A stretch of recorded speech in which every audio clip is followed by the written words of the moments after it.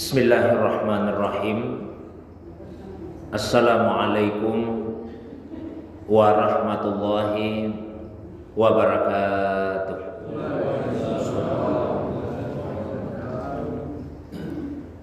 Alhamdulillahilladzi lam yazal aliman qadira wa sallallahu ala sayyidina Muhammadin allazi arsalahu ilan nasi basyiran wa nazira wa ala ali Muhammadin wa sahbihi wa sallama tasliman katsira amma ba'du. Bapak Ibu hadirin sekalian, jamaah maghrib yang semoga dirahmati, dimuliakan oleh Allah Subhanahu wa taala. Alhamdulillah, kembali di malam ini Allah Subhanahu wa taala menghadirkan dan mempertemukan kita dalam majelis yang semoga dimuliakan ini. Salawat dan salam semoga Allah curahkan kepada kekasih kita Rasulullah Muhammad sallallahu alaihi wasallam, begitu pula kepada keluarga, para sahabat dan pengikutnya yang senantiasa istiqamah menghidupkan sunnah Nabi sallallahu alaihi wasallam. Jamaah yang dirahmati, dimuliakan oleh Allah Subhanahu wa taala, sebagaimana yang diamanahkan kepada kami sebagai pengantar kajian kita malam hari ini, yaitu mengenai hadis Nabi sallallahu alaihi wasallam. Secara bahasa, hadis mempunyai beberapa makna. Di antaranya hadis itu maknanya adalah al-jadid minal asya, sesuatu yang baru. Hadis adalah lawan dari kata qadim, ya. Sesuatu yang qadim, yang tidak punya pendahuluan. Ya, qadim juga bisa berarti sesuatu yang lama, sesuatu yang tua. Mengapa ucapan, perbuatan, ketetapan yang disandarkan kepada Nabi itu dinamakan dengan hadis? Kalau dari segi tinjauan kebahasaan tadi untuk membedakan dengan Al-Quran. Kalau Al-Quran sifatnya qadim, maka hadis Nabi sallallahu alaihi wasallam tentu tidak qadim, ya. Hadis itu sifatnya bahar. Maka dinamakanlah dengan hadis. Itu yang pertama. Yang kedua, secara bahasa hadis artinya adalah al-qarib, sesuatu yang dekat. Kemudian hadis juga berarti khabar atau berita. Misalnya di dalam Al-Quran disebutkan hal ataka hadisul ghasyiyah. Telah sampaikah kepadamu hadis al-ghasyiyah, berita tentang hari kiamat. Itu makna-makna bahasa dari kata hadis. Nah, secara keilmuan, hadis itu adalah ma'udifa ilan nabiyyi sallallahu alaihi wasallam min qaulin au fi'lin au takririn au sifatin au ghairi dzalik. Hadis adalah ma'udifa ilan nabi, apa yang diidafatkan, apa yang disandarkan kepada Nabi sallallahu alaihi wasallam, baik yang berupa perkataan atau yang berupa perbuatan atau takrir atau sifat atau yang selain itu. Jadi hadis itu jangan langsung dikatakan ucapan Nabi, perbuatan Nabi dan seterusnya kalau secara keilmuan. Jadi kalau kita mengatakan hadis, maka yang dimaksud adalah apa yang disandarkan kepada Nabi SAW. Mengapa demikian? Karena dari situlah kemudian kita bisa memahami mengapa ada istilah hadis yang sahih, ada hadis yang hasan, ada hadis yang dhaif atau lemah, bahkan ada hadis yang maudhu', ada hadis yang palsu. Kalau dikatakan bahwa hadis itu adalah ucapan Nabi, maka tentu timbul pertanyaan, kenapa bisa ada ucapannya Nabi yang lemah, ada ucapannya Nabi yang palsu. Jadi sebetulnya yang dimaksud di situ dengan lemah dan palsu adalah persoalan penyandarannya kepada Nabi. Ya, jadi ada yang menyandarkan satu ucapan ke Nabi, ada yang menyandarkan satu perbuatan ke Nabi. Nah, penyandarannya itu bisa jadi lemah, bahkan bisa jadi palsu. Sehingga ketika ulama mendefinisikan apa itu hadis, ya definisinya seperti yang saya sampaikan tadi. Ma udifa ila Nabi sallallahu alaihi wasallam. Apa yang disandarkan kepada Nabi sallallahu alaihi wasallam, baik itu ucapan ataupun perbuatan atau ketetapan atau sifat dan yang selainnya. Ini persoalan penyandaran kepada Nabi Sallallahu Alaihi Wasallam. Karena kalau kita misalnya merujuk kepada kitab-kitab hadis, taruhlah misalnya kitab hadis yang paling populer yaitu kitab Sahih Al-Bukhari. Mungkin saya pernah sampaikan bahwa Imam Al-Bukhari itu dilahirkan pada tahun 194 Hijriah. Ya, beliau wafat tahun 256 Hijriah. Berarti ada 180 tahun kurang lebih jarak antara lahirnya Imam Bukhari dengan wafatnya Rasulullah Sallallahu Alaihi Wasallam. 180 tahun. Maka ketika misalnya di dalam kitab Sahih Bukhari beliau menuliskan bahwa Nabi bersabda atau Nabi melakukan sesuatu, itu artinya Imam Bukhari telah menyandarkan satu perkataan ke Nabi, menyandarkan satu perbuatan kepada Nabi Sallallahu Alaihi Wasallam. Nah, penyandarannya itulah yang kemudian dinilai. Penyandarannya dinilai. Kalau penyandarannya kuat disebut hadis sahih. Kalau penyandarannya lemah dinamakan dengan hadis dhaif. Ada tengah-tengahnya, yaitu hadis yang hasan. Ada yang tidak punya penyandaran sama sekali. Itulah yang disebut dengan hadis maudhu atau hadis palsu. Atau ada penyandarannya ke Nabi tapi di dalam sanadnya, mata rantainya ada periwayat yang pendusta. Itu juga disebut dengan hadis palsu. Maaf.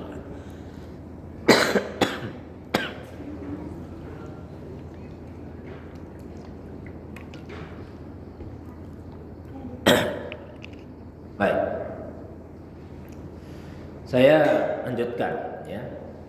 Jadi ulama kita telah menentukan syarat-syarat sehingga penyandaran sebuah hadis itu bisa dinilai sebagai penyandaran yang sahih. Ya. Kriteria ini berkembang dari masa ke masa. Tapi kemudian yang banyak diikuti oleh para ulama sampai di masa kita sekarang ini adalah 5 kriteria atau 5 persyaratan. Nah, ini misalnya dikemukakan oleh Ibnu Hajar Al-Asqalani. Beliau ini adalah seorang ulama besar dalam bidang hadis dan ilmu hadis. Dalam bidang hadis, beliaulah yang memberikan syarah atau penjelasan terhadap Sahih Al-Bukhari. Dan syarah itulah yang dipandang sebagai syarah yang terbaik terhadap Sahih Al-Bukhari. Nah, kemudian dalam bidang hadis, dalam bidang ilmunya, ilmu hadisnya, beliau juga banyak menulis kitab. Ada yang ringkas, misalnya seperti kitab Nukhbatul Fikr fi Mustalahi Ahlil Asar. Nah, dalam kitab yang saya sebutkan tadi, beliau menuliskan seperti ini. Wa khabarul ahadi binaqli adlin tammid daqti muttasilis sanadi ghairi mu'allalin walasas huwa sahihu li zatihi. Dan apabila ada hadis ahad ya, binaqli adlin yang diriwayatkan oleh para periwayat yang adil, tammid daqti sempurna kedabitannya ya. Jadi wa khabarul ahad binaqli adlin tammid daqti muttasilis sanad, bersambung sanadnya, ghairi mu'allal, tidak mengandung illat, walasas, dan tidak sas, huwa sahihu li zati, maka itulah yang dinamakan dengan hadis sahih li zati. Saya jelaskan makna dari apa yang dituliskan oleh Ibnu Hajar tersebut. Beliau memulai dengan mengatakan wa khabarul ahad, hadis ahad itu adalah, karena kalau dari segi jumlah jalurnya, dari segi jumlah jalur dari Rasulullah SAW sampai kepada penulis kitab hadis itu dari segi jumlah jalur secara garis besarnya hadis dibagi menjadi dua kategori besar. Ya. Ibnu Hajar juga menulis di dalam kitabnya seperti ini. Al-khabaru imma ayyakuna lahu turukun bila adadin muayyanin au ma'a hasrin bima fauqal isnaini au bihima au biwahidin. Ya. Hadis itu kemungkinannya ada dua.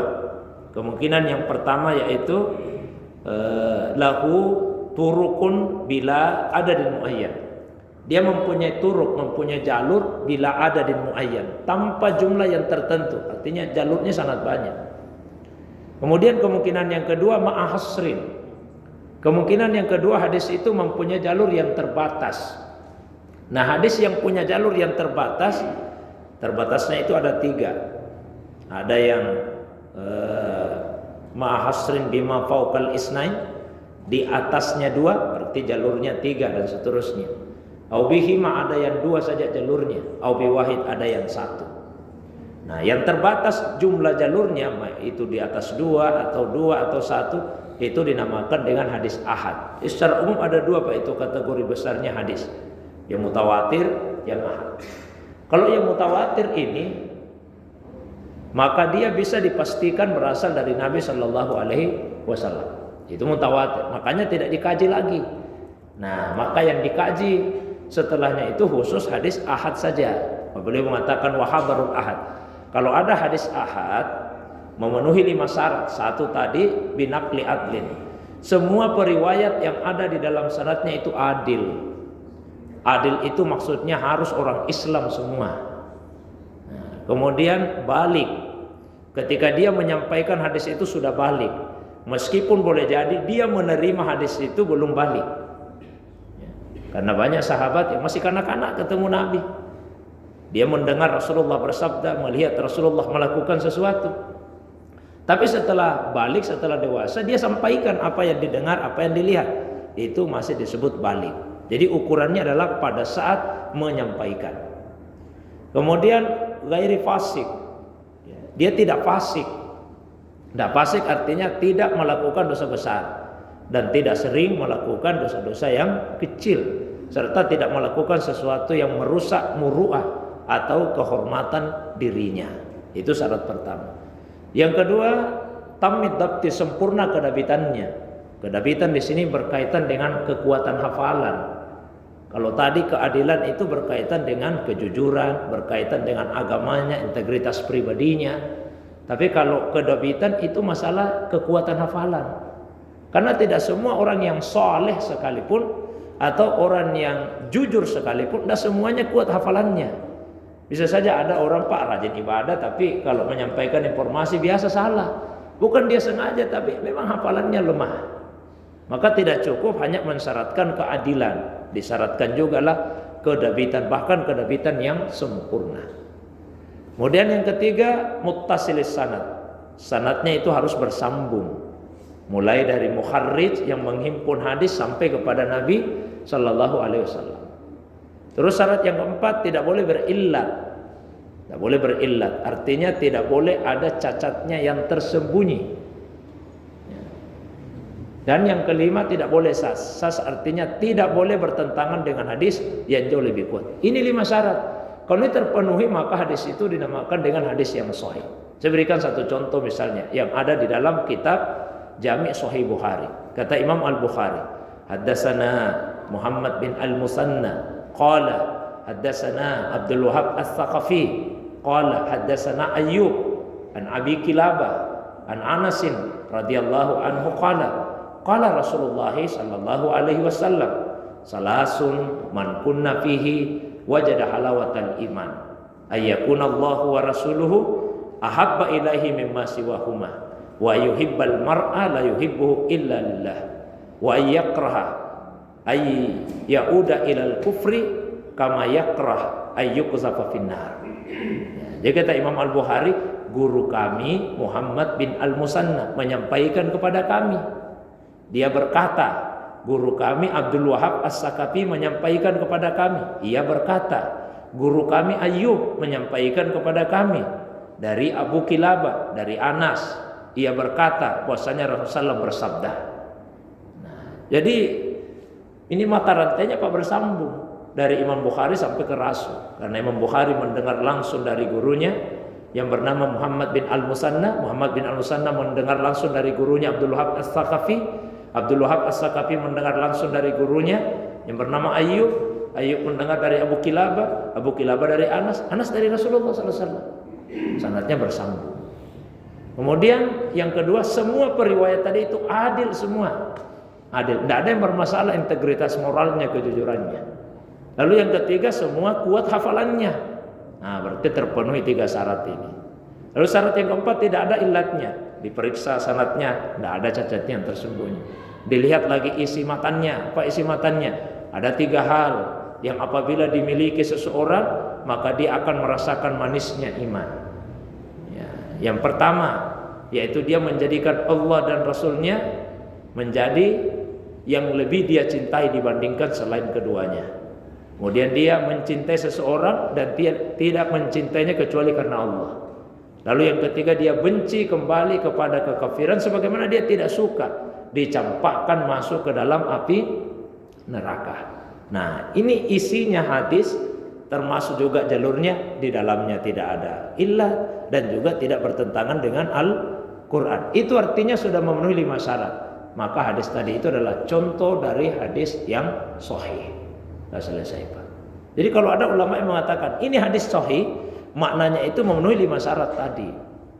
Kalau dikatakan ini hadis dhaif, berarti ada salah satu dari 5 syarat itu yang tidak terpenuhi. Ya, ada salah satu dari 5 syarat yang tidak terpenuhi. Kecuali satu yang harus diperhatikan, kesempurnaan kedabitan. Kalau dabit tapi tidak sempurna, itu belum dhaif, tapi namanya hasan. Namanya hadis hasan. Ya, dan hadis hasan juga masih makbul, masih diamalkan. Sepakati ulama kita. Nah, tapi kalau misalnya ada periwayatnya yang tidak adil, atau sanadnya putus, atau ada illat di dalam, atau ada sas, maka itu dinamakan dengan hadis yang dhaif. Nah, kaitannya dengan hadis dhaif yang perlu untuk diperhatikan, satu, Pak, bukan berarti kalau dikatakan hadis dhaif sudah pasti Nabi tidak mengucapkan atau Nabi tidak melakukan. Kan sering di kepala sebagian orang itu begitu dikatakan hadis dhaif ini, kesannya pasti 100% Nabi tidak mengucapkannya, atau pasti 100% Nabi tidak melakukan. Bukan begitu. Jadi kalau dikatakan ini hadis dhaif, berarti tidak memenuhi salah satu dari 5 syarat. Tapi apakah sudah bisa dipastikan Nabi tidak mengucapkannya? Tidak bisa dipastikan. Tetap ada kemungkinan Nabi mengucapkannya. Tetap ada kemungkinan Nabi melakukannya. Itulah sebabnya sebagian ulama kita tetap mengamalkan hadis dhaif. Bahkan ada ulama yang mengatakan hadis dhaif itu lebih saya sukai daripada pendapat orang. Kalau pendapatnya orang, pendapatnya ulama, sudah pasti bukan hadis, namanya pendapat ulama. Tapi kalau hadis, meskipun dia dhaif, masih ada kemungkinannya memang dia berasal dari Nabi SAW, meskipun kemungkinan itu kecil.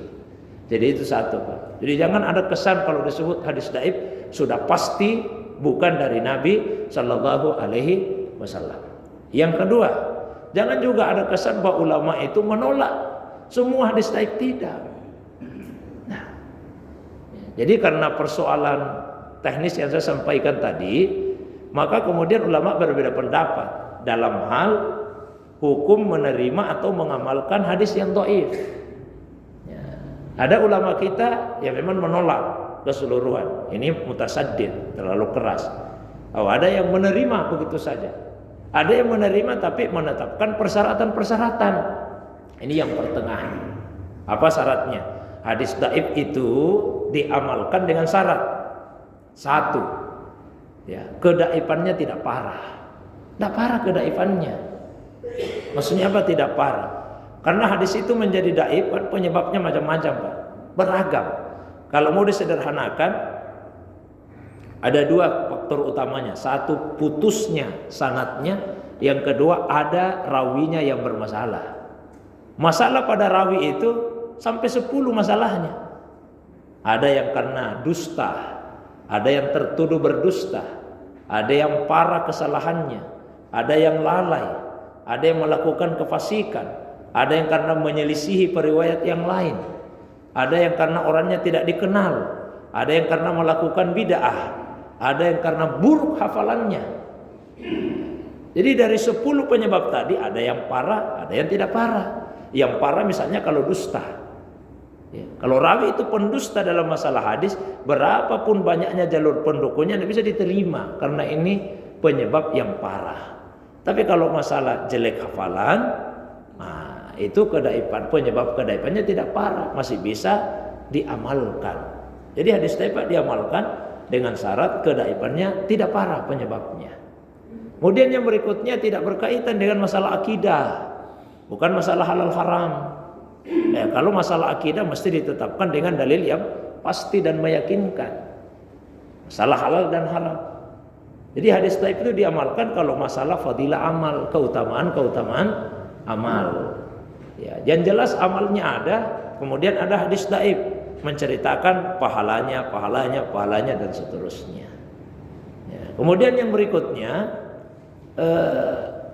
hadis dhaif itu diamalkan, ya, hadis dhaif itu diamalkan jika ia sebetulnya masih masuk dalam cakupan dalil umum. Jadi ada dalil umum ini Pak. Kemudian hadis dhaif merupakan furuknya, cabang-cabangnya. Terus ketika mengamalkannya tidak disertai keyakinan itu hadis Nabi, tapi diamalkan sebagai satu bentuk kehati-hatian. Nah, saya kasih contoh.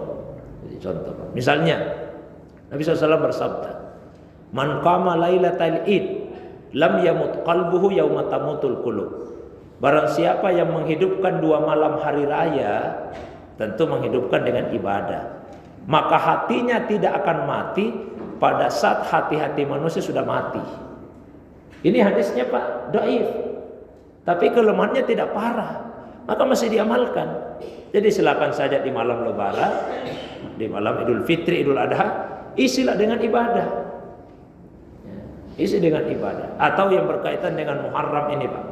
Misalnya, man wassa'a ala iyalihi yauma Asyura, wassa'allahu alaihi sa'ira sanatihi. Barang siapa yang memberikan kelapangan kepada keluarganya pada hari Asyura 10 Muharram, maka Allah akan lapangkan hidupnya selama 1 tahun. Jadi hadisnya lemah, tapi kelemahannya tidak parah. Ya, maka masih diamalkan. Jadi silakan di hari Asyura di 10 Muharram, lusa insyaallah berikanlah kelapangan, kelonggaran, kesenangan, kebahagiaan kepada keluarga kita. Jamaah yang dimuliakan Allah SWT. Saya kira itu saja Pak pengantarnya. Saya diminta berikan pengantar tentang hadis Nabi SAW dan kedudukan atau statusnya. Saya ingin berikan waktu yang lebih panjang kalau ada hal-hal yang ingin didiskusikan, baik yang berkaitan dengan pembahasan tadi atau masalah agama yang lain di luar dari apa yang saya sampaikan. Saya persilakan pada jamaah sekalian. Demikian, wa ilallahi turja'ul umur. Wassalamualaikum warahmatullahi wabarakatuh.